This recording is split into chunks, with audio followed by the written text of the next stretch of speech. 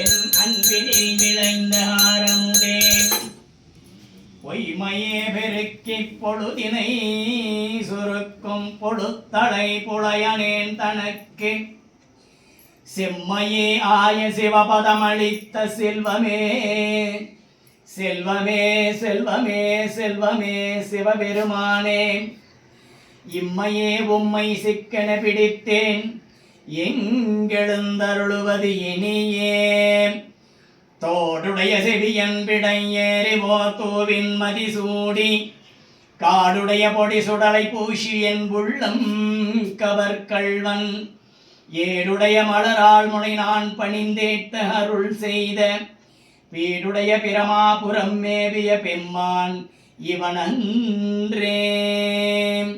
ஓம் Siva திருச்சிற்றம்பலம்.